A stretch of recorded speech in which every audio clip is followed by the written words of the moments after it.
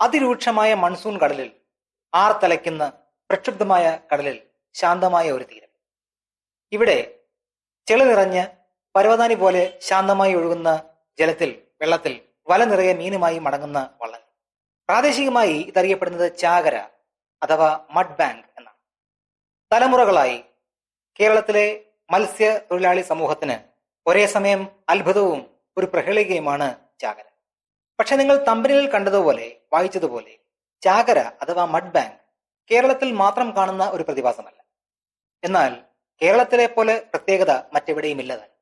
ലോകത്തിന്റെ മറ്റ് പല ഭാഗങ്ങളിലും ഉണ്ടാകുന്ന മഡ് ബാങ്ക് അഥവാ ചാകരയിൽ നിന്നും എങ്ങനെ നമ്മുടെ ചാകര എന്ന പ്രതിഭാസം, കേരള തീരത്തെ ചാകര എന്ന പ്രതിഭാസം വ്യത്യാസപ്പെട്ടിരിക്കുന്നു എന്നാണ് നമ്മൾ ഇന്ന് സംസാരിക്കുന്നത്. നമസ്കാരം. ചെറുതല്ല കാര്യത്തിന്റെ മറ്റൊരു വീഡിയോയിലേക്ക് എല്ലാവർക്കും സ്വാഗതം.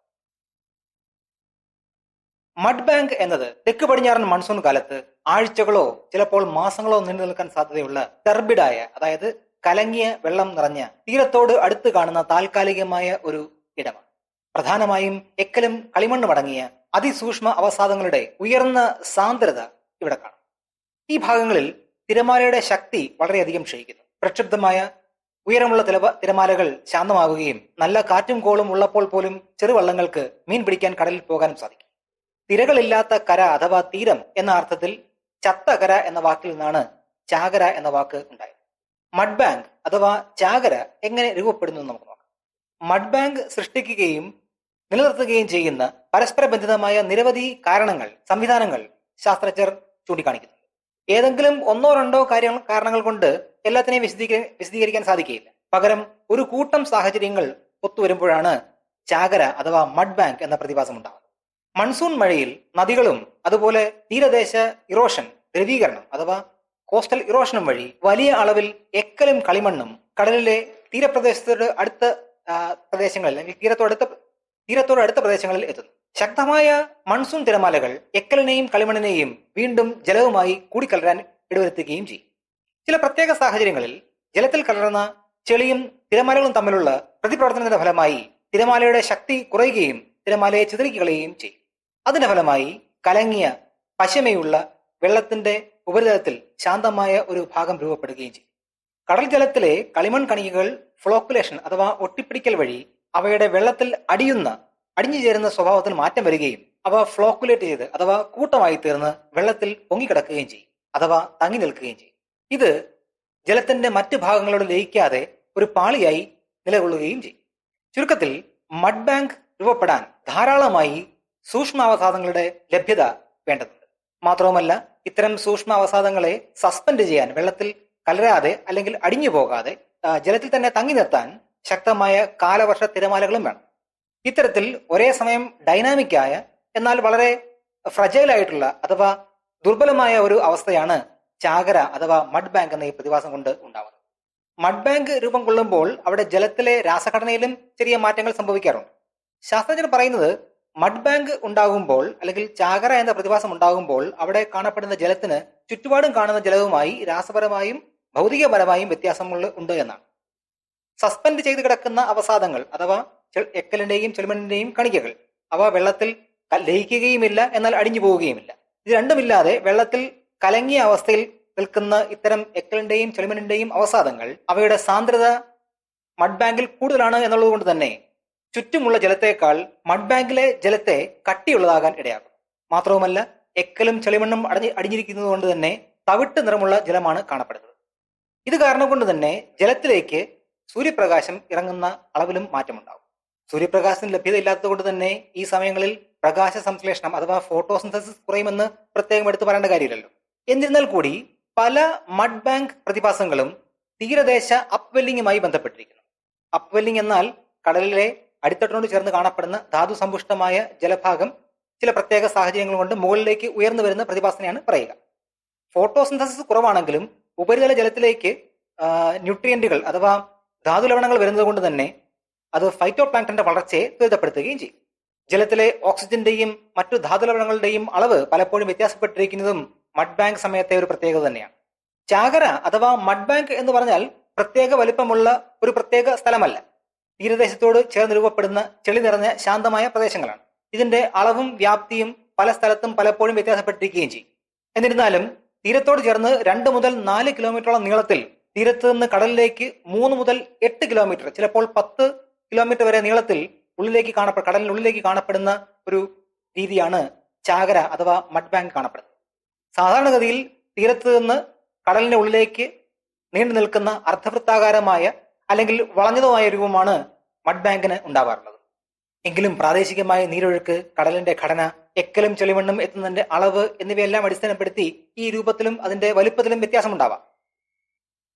തീരദേശ മത്സ്യബന്ധന മേഖലയെ സംബന്ധിച്ച് പറയുകയാണെങ്കിൽ മഡ് ബാങ്ക് അഥവാ ചാകര പലപ്പോഴും ഒരു അനുഗ്രഹമായിട്ടാണ് കണക്കാക്കുന്നത്.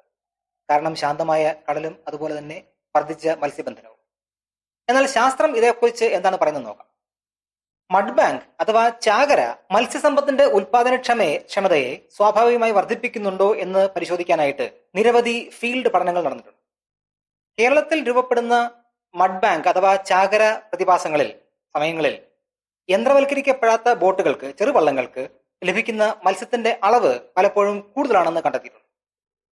അതിന് പ്രധാന കാരണം ചെറിയ പ്രാദേശിക വള്ളങ്ങൾക്ക് പ്രക്ഷുബ്ധമായ അല്ലെങ്കിൽ ആർത്തലയ്ക്കുന്ന തിരമാലകളുള്ള സമയത്ത് പോലും ശാന്തമായ ഈ ഭാഗത്ത് വള്ളം ഇറക്കാനും തീരത്തോട് അടുത്ത് നീങ്ങുന്ന മീൻകൂട്ടങ്ങളെ, അതിനെ ഷോൾ എന്നാണ് പറയുക, ലഭ്യമാവുകയും ചെയ്യും. ഈ പ്രഭാവം ചില വർഷങ്ങളിൽ മത്തി അഥവാ ചാള, അയില തുടങ്ങിയ പെലാജിക് മത്സ്യങ്ങളിലാണ് ഏറ്റവും കൂടുതൽ കാണപ്പെടുന്നത്. ചാകരയുമായി ബന്ധപ്പെട്ട് നോക്കുകയാണെങ്കിൽ തന്നെ ആ ചാകര സമയത്തെ ഒരു സ്പീഷീസ് കമ്പോസിഷൻ, മത്സ്യങ്ങളുടെ വർഗ്ഗങ്ങൾ എന്ന് പറയുന്നതും അധികവും പെലാജിക് ഫിഷുകൾ തന്നെയാണ്. കടലിലെ ശാന്തമായ സാഹചര്യം പരമ്പരാഗത വള്ളങ്ങൾക്കും ഉപകരണങ്ങൾക്കും ഫലപ്രദമായി പ്രവർത്തിക്കാനും മത്സ്യ സമ്പത്ത് ലഭ്യമാകാനും ഒരു അവസരം ഉണ്ടാക്കി കൊടുക്കുന്നു. സൂക്ഷ്മമായ പഠനങ്ങളിൽ മഡ് ബാങ്ക് അഥവാ ചാകര സ്വയം മത്സ്യസമ്പത്തിൽ പുതിയ ഉൽപാദനം സൃഷ്ടിക്കുന്നില്ല എന്നാണ് ശാസ്ത്രലോകം കണ്ടെത്തിയിരിക്കുന്നത്. അതായത് ചാകര എന്ന പ്രതിഭാസം കൊണ്ട് മത്സ്യത്തിന്റെ ലഭ്യത കൂടുന്നില്ല എന്നാണ്. മറിച്ച് പ്രതികൂലമായ അഥവാ പ്രക്ഷുബ്ധമായ ഒരു കടൽ സാഹചര്യത്തിൽ ചെറുവള്ളങ്ങൾക്ക് കടലിൽ പോകാനും മത്സ്യബന്ധനം നടത്താനും സാഹചര്യം ഒരുക്കുന്ന ഒരു ഓപ്പറേഷണൽ വിൻഡോ തുറന്നു കൊടുക്കുകയാണ് മഡ് ബാങ്ക് അഥവാ ചാകര ചെയ്യുന്നത് എന്നാണ് ശാസ്ത്ര പഠനങ്ങൾ പറയുന്നത്. അതിന്റെ അർത്ഥം ചാകര എന്ന പ്രതിഭാസം കൊണ്ട് പുതിയ മത്സ്യക്കൂട്ടങ്ങളോ അല്ലെങ്കിൽ മത്സ്യലഭ്യത കൂടുകയോ ചെയ്യുന്നില്ല എന്നാണ്. അതുകൊണ്ട് അമിതമായി ലളിതവൽക്കരിക്കപ്പെട്ട ഒരു കെട്ടുകഥയാണ് ചാകര സമയത്തെ ബമ്പർ ക്യാച്ച് എന്നുള്ളത്. മൺസൂൺ സമയത്ത് ഉണ്ടാകുന്ന ചാകര അഥവാ മഡ് ബാങ്ക് എന്ന ഈ പ്രതിഭാസം മൺസൂൺ കഴിയുന്നതോടെ എന്തെവിടെ പോകുന്നു? മൺസൂൺ കുറയുകയും തിരമാലയുടെ ഊർജം കൂടുകയും ചെയ്യുമ്പോൾ സസ്പെൻഡ് ചെയ്തപ്പെട്ട് കിടക്കുന്ന അവസാദങ്ങൾ അടിഞ്ഞു പോവുകയോ അല്ലെങ്കിൽ ചിലപ്പോൾ ചിതറിപ്പോവുകയോ ചെയ്യും. ഇതോടുകൂടി വെള്ളത്തിൽ കലങ്ങിക്കിടന്ന ആ ഒരു പാച്ച് അഥവാ പാളി അപ്രത്യക്ഷമാവുകയും കടൽ അടിത്തട്ടിലേക്ക് അവസാദങ്ങൾ കൂടുതൽ നിക്ഷേപിക്കപ്പെടുകയും ചെയ്യും. അതോടുകൂടി ജലത്തിന്റെ ആ ഒരു കലങ്ങിയ തവിട്ട് നിറം മാറുകയും ജലം സാധാരണ പോലെ ആവുകയും ചെയ്യും. ലോകത്ത് പല തീരപ്രദേശങ്ങളിലും മഡ് ബാങ്കുകളോ അല്ലെങ്കിൽ മഡ് ബെൽറ്റുകളോ കാണപ്പെടാറുണ്ട്. ആവശ്യത്തിന് എക്കൽ മണ്ണും കളിമണ്ണും എത്തുകയോ അതിന് അനുകൂലമായ സമുദ്ര സാഹചര്യങ്ങൾ ഒരുക്കപ്പെടുകയോ ചെയ്യുമ്പോഴാണ് മറ്റു പ്രദേശങ്ങളിൽ ഇതുണ്ടാകുന്നത്. ഉദാഹരണത്തിന് തെക്കേ അമേരിക്കയുടെ വടക്കൻ തീരം, ആമസോൺ, ഒറിനോക്കോ നദികളുടെ തീരപ്രദേശങ്ങൾ, കിഴക്കൻ ചൈനക്കടൽ, ഫ്ലോറിഡ ഉൾക്കടൽ എന്നീ ഭാഗങ്ങളിലെല്ലാം ചെളി നിറഞ്ഞ മൺതിട്ടകൾ രൂപപ്പെടുന്നതായി കാണുന്നുണ്ട്. എന്നാൽ പഠനങ്ങൾ പറയുന്നത് ഇവയുടെ രൂപത്തിന് സാമ്യമുണ്ടെങ്കിലും രൂപീകരണ സംവിധാനത്തിൽ മാറ്റങ്ങളുണ്ട് എന്നാണ്. എന്നാൽ കേരളത്തിൽ കാണപ്പെടുന്ന ചാകര അഥവാ മഡ് ബാങ്ക് എന്ന പ്രതിഭാസത്തിന് ലോകത്തിന്റെ മറ്റ് പല ഭാഗങ്ങളിൽ കാണപ്പെടുന്നവയിൽ നിന്ന് വ്യത്യാസമുണ്ട്. എന്താണ് കേരളത്തിലെ ചാകര എന്ന പ്രതിഭാസത്തെ, മഡ് ബാങ്കിനെ ലോകത്തിന്റെ മറ്റ് ഭാഗങ്ങളിൽ കാണപ്പെടുന്ന മഡ് ബാങ്കിൽ നിന്ന് വ്യത്യസ്തമാക്കുന്നത് എന്ന് നോക്കാം. ഭൂമിശാസ്ത്രപരമായും പാരിസ്ഥിതികപരമായുമുള്ള സവിശേഷതകളാണ് കേരളത്തിലെ ചാകരയെ മറ്റ് സ്ഥലങ്ങളിൽ കാണപ്പെടുന്ന ചാകരയുമായി വ്യത്യാസപ്പെടുത്തുന്നത്. കേരളത്തിൽ ചാകര അഥവാ മഡ് ബാങ്ക് കൃത്യമായും തെക്ക് പടിഞ്ഞാറൻ മൺസൂൺ, അതായത് ജൂൺ മുതൽ സെപ്റ്റംബർ വരെയുള്ള കാലത്താണ് കാണപ്പെടുന്നത്. എന്നാൽ മറ്റ് പ്രദേശങ്ങളിൽ ആമസോൺ, ഒറിനോക്കോ, ഈസ്റ്റ് ചൈനക്കടൽ എന്നിവിടങ്ങളിലെ ചെളി ബെൽറ്റുകൾ അഥവാ മഡ് ബാങ്കുകൾ സ്ഥിരമായി വർഷം മുഴുവൻ കാണപ്പെടുന്നതാണ്. അല്ലാതെ കേരളത്തിൽ കാണപ്പെടുന്നത് പോലെ കടൽ ഏറ്റവും പ്രക്ഷുബ്ധമായിരിക്കുന്ന അവസരത്തിൽ രൂപപ്പെടുന്ന ക്ഷണികമായ ശാന്തമായ ഒരു ഇടമല്ല മറ്റ് പല സ്ഥലങ്ങളിലും ചാകര. കേരളത്തിൽ മഡ് ബാങ്ക് അഥവാ ചാകര തീരത്തേക്ക് അടിച്ചു വരുന്ന തിരമാലകളുടെ ശക്തിയെ ക്ഷയിപ്പിക്കുകയും അതുവഴി കടൽ മറ്റ് പ്രദേശങ്ങളിൽ പ്രക്ഷുബ്ധമായിരിക്കുമ്പോഴും തീരത്തോട് ചേർന്ന് ശാന്തമായ ഒരിടം രൂപപ്പെടുത്തുകയും ചെയ്യും. എന്നാൽ ലോകമെമ്പാടുമുള്ള മറ്റ് പല മഡ് ബാങ്ക് പ്രതിഭാസങ്ങളിലും ചെളി നിറഞ്ഞ ജലത്തിന് തിരമാലയെ തടയാനോ തീരത്തേക്ക് വരുന്നത് തടയാനോ കഴിയാറില്ല. കേരളത്തിൽ കാണപ്പെടുന്നത് പോലെ തീരത്ത് നിന്നും കടലിന്റെ ഉള്ളിലേക്ക് തള്ളി നിൽക്കുന്ന അർദ്ധവൃത്താകാരമായതോ അല്ലെങ്കിൽ നാവ് പോലെയുള്ളതോ ആയ ഒരു ചാകര അഥവാ മഡ് ബാങ്കിന്റെ രൂപം അല്ല മറ്റ് പലയിടങ്ങളിലും കാണപ്പെടുന്നത്. ലോകത്തിൽ കാണപ്പെടുന്ന മിക്ക മഡ് ബാങ്ക് പ്രതിഭാസങ്ങളും തീരത്തോട് ചേർന്ന് വളരെയേറെ നീളത്തിലോ പരന്നതോ അല്ലെങ്കിൽ തുടർച്ചയായി ചെളി നിറഞ്ഞതോ ആയ മേഖലയായിട്ടാണ് കാണപ്പെടുന്നത്. കേരളത്തിൽ മൺസൂൺ കാലത്ത് മത്സ്യബന്ധനത്തിന് സുരക്ഷയും സൗകര്യവും നൽകിക്കൊണ്ട് ചാകര അഥവാ മഡ് ബാങ്ക് പരമ്പരാഗത ചെറുകിട മത്സ്യബന്ധനവുമായി നേരിട്ട് ബന്ധപ്പെട്ടിരിക്കുന്നു. ചാകരയുടെ സമയത്ത് ചെറുവള്ളങ്ങൾക്ക് കൂടുതൽ മത്സ്യലഭ്യത ഉണ്ടാവുന്നതും ഇതിന്റെ ഒരു സവിശേഷതയാണ്. ലോകത്തിന്റെ മറ്റ് മേഖലകളിൽ മഡ് ബാങ്കുകൾ അഥവാ ചെളി ബെൽറ്റുകൾ നിലവിലുണ്ടെങ്കിലും അവയ്ക്ക് കേരളത്തിലെ പോലെ കാലാനുസൃതവും തീവ്രവുമായ മൺസൂൺ ബന്ധിത മത്സ്യബന്ധന മേഖലയുമായി ബന്ധമില്ല.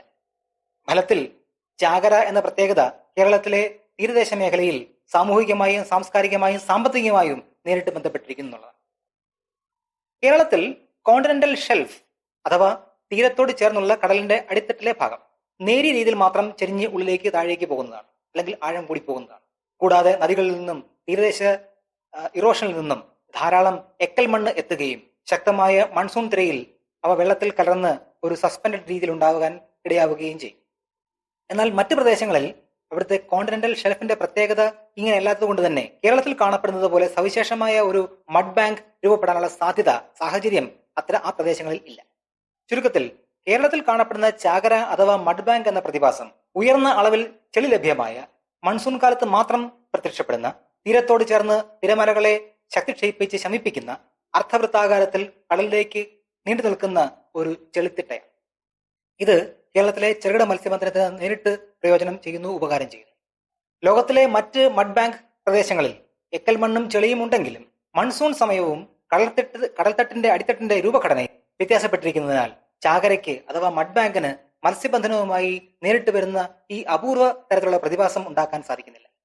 എന്നാൽ കാലാവസ്ഥാപരമായ മാറ്റങ്ങൾ, സമുദ്രത്തിന്റെ ഊഷ്മാവ് വർദ്ധിക്കുന്നത്, നദികളിൽ നിന്ന് വരുന്ന എക്കൽ മണ്ണിന്റെയും കളിമണ്ണിലും വരുന്ന അളവിലുള്ള മാറ്റം എന്നിവയെല്ലാം മഡ് ബാങ്ക് അഥവാ ചാകര എപ്പോൾ എവിടെ ഏത് പ്രദേശങ്ങളിൽ വരുന്നു രൂപപ്പെടുന്നു എന്നുള്ളതിനെ മാറ്റിയേക്കാം.